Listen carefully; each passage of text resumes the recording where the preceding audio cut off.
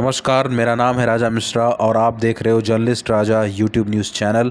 देश और दुनिया से संबंधित खबरों के लिए राजा जर्नलिस्ट चैनल को सब्सक्राइब ज़रूर से करिए। और आज की वीडियो पसंद आए तो कमेंट ज़रूर करिएगा और वीडियो को शेयर भी ज़रूर करिएगा। तो चलिए आज की हेडलाइंस को शुरू करता हूँ। भारतीय जनता पार्टी की आज एक खास मीटिंग शुरू हो चुकी है। नई सरकार के गठन से ठीक पहले आज राष्ट्रीय अध्यक्ष जेपी नड्डा के आवास पर भाजपा की अहम बैठक शुरू हो चुकी है। अमित शाह, राजनाथ सिंह जैसे और भी नेता शामिल हैं इस मीटिंग में। इस मीटिंग का खास एजेंडा जो है कि नई सरकार कैसे बनाई जाए और उस पर रणनीति पर चर्चा संभव है। एनडीए गवर्नमेंट की बात करें तो मोदी 3.0 जो कि अब शुरू होने वाला है। शपथ ग्रहण को भव्य बनाने की तैयारी चल रही है मोदी के। कम से कम 5 देशों के प्रधानमंत्रियों ने स्वीकार कर लिया है न्योता। आपको बता दूं कि शेख हसीना जो कि प्रधानमंत्री हैं बांग्लादेश की और प्रचंड जो कि नेपाल के प्रधानमंत्री हैं, इन दोनों ने ही स्वीकार कर लिया है अपना न्योता। इंडिया ब्लॉक की भी कल मीटिंग हुई थी जहां पर राहुल गांधी लोकसभा में नेता विपक्ष बनाए जा सकते हैं, उस पर चर्चा हुई है मीटिंग में कि राहुल गांधी लोकसभा में विपक्ष के नेता बनाए जा सकते हैं। वही शिवसेना यूबीटी के नेता संजय राउत ने कहा है कि मोदी के पास बहुमत नहीं है, फिर भी उनकी सरकार बनने जा रही है। मोदी सिर्फ अपने गठबंधन के बूते सरकार बना रहे हैं।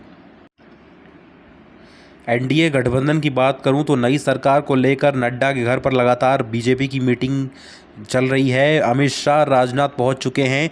वहीं इलेक्शन कमीशन आज राष्ट्रपति द्रौपदी मुर्मू को सांसदों की लिस्ट सौंप देगा 4:30 बजे शाम के बाद। तो बहुत ही इंटरेस्टिंग इस साल का लोकसभा चुनाव कंप्लीट हुआ है और देखते हैं किसकी सरकार बनती है। पंजाब के अमृतसर के गोल्डन टेम्पल में आज खालिस्तानी समर्थक नारे लगाए गए हैं। दरअसल ऑपरेशन ब्लू स्टार की आज 40वीं बरसी है और अमृतसर में लोग उसी को मना रहे थे। तभी वहां पर भिंडरवाले के पोस्टर और तलवारें लहराते हुए कुछ लोगों ने खालिस्तानी समर्थक नारे भी लगाए। चंद्रबाबू नायडू 12 जून को चीफ मिनिस्टर पद की शपथ लेने वाले हैं। चौथी बार बनेंगे आंध्र प्रदेश के मुख्यमंत्री। वहीं उनके मुख्यमंत्री के शपथ समारोह में नरेंद्र मोदी सहित कैबिनेट के कई मंत्री मौजूद रहने वाले हैं। और आपको बता दूं कि उनका जो कार्यक्रम है वो 9 जून को होने वाला था, लेकिन 9 जून को प्रधानमंत्री मोदी का कार्यक्रम है शपथ का।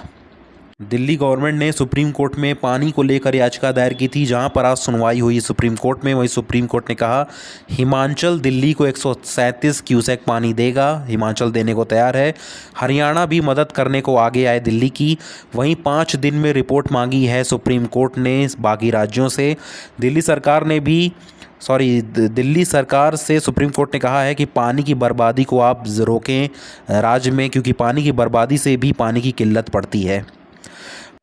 प्रधानमंत्री मोदी के शपथ ग्रहण जो कि 8 या 9 जून को होगा, उसमें पड़ोसी देशों को भी न्योता दिया गया है। श्रीलंका, बांग्लादेश समेत 5 देश जिसमें भूटान, नेपाल और मॉरिशस भी शामिल है, उसके नेता शामिल होने वाले हैं। वही 8 जून को यह समारोह हो सकता है। 8 और 9 जून में संशय बना हुआ है। गाज़ा में 76 साल पुराने नुसीरत रिफ्यूज़ी कैंप पर आज इजराइल ने हमला किया। इजराइल ने एयर स्ट्राइक में स्कूल को निशाना बनाया, जहां पर महिलाओं और बच्चों समेत 32 लोगों की मौत हो गई। तो इजराइल बहुत ही गलत कर रहा है और वहां पर गाज़ा में मानवीय संकट बहुत ज़्यादा गहरा चुका है, जिसे बंद करना बहुत ही ज़रूरी है। चुनाव नतीजों पर मोदी को आधी दुनिया से बधाई संदेश मिल चुका है। नेतन्याहू जो कि इजराइल के प्रधानमंत्री हैं, उन्होंने बधाई में कहा कि हमारे रिश्ते नई ऊंचाइयों पर पहुंचेंगे। वहीं फ्रांस के राष्ट्रपति इमैनुअल मैक्रों ने कहा है कि मेरे प्रिय मित्र मोदी को दिलों से बधाई मैं देता हूं प्रधानमंत्री पद के लिए। चुनाव नतीजों पर वर्ल्ड मीडिया की नज़रों की बात करें तो न्यूयॉर्क टाइम्स ने लिखा है कि मोदी ने अजय नेता की छवि खो दी है इस लोकसभा चुनाव में। वहीं अल जज़ीरा ने लिखा है कि 400 पार का नारा भाजपा का ओवर कॉन्फिडेंस था। एक तरह से मैं बताऊं कि दोनों ही सही लिखे हैं। प्रधानमंत्री मोदी के जो कॉन्फिडेंस है वो काफ़ी डाउन हुआ है। बीजेपी ने बहुत ज़्यादा उम्मीदें की थी, 400 पार बोला था, तो उन्होंने सोचा कि हमें 500 के ऊपर भी मैं जा सकता हूं, लेकिन ऐसा कुछ नहीं हुआ। 300 भी नहीं बना पाई भारतीय जनता पार्टी, जिससे कि पूरे दुनिया में जीत तो गई है भारतीय जनता पार्टी एनडीए, लेकिन पूरी दुनिया से आलोचना भी झेल रही है। अमेरिका की बहुचर्चित कंपनी एनवीडिया, जो कि सेमीकंडक्टर चिप बनाती है, उसका जो मार्केट कैप है वो $3 ट्रिलियन के पार जा चुका है। एक रिपोर्ट में सामने आया है कि एप्पल को भी पीछे छोड़कर एनवीडिया दुनिया की दूसरी सबसे वैल्यूएबल कंपनी बन चुकी है। प्रियंका गांधी ने आज फेसबुक पर एक पोस्ट साझा किया है, जहां पर उन्होंने उत्तर प्रदेश के अपने कांग्रेस कार्यकर्ताओं को बधाई देते हुए लिखा है कि कांग्रेस के मेरे सभी साथियों को मेरा सलाम है। आप प्रताड़ित हुए लेकिन आप झुके नहीं, आप रुके नहीं। आप सामने देख रहे हो, एक पोस्ट है, मैं पढ़ रहा हूँ। यूपी कांग्रेस के मेरे सभी साथियों को मेरा सलाम। मैं आपको धूप और धूल में कड़ी मेहनत करते हुए देखा। आप झुके नहीं, आप रुके नहीं। कठिन से कठिन दौर में आपने लड़ने की हिम्मत दिखाई। आपको प्रताड़ित किया गया, आप पर फर्जी मुकदमे लगाए गए, जेल में डाला गया, बार बार नज़रबंद किया गया, मगर आप डरे नहीं। कई नेता डर के चले गए, आप टिके रहे।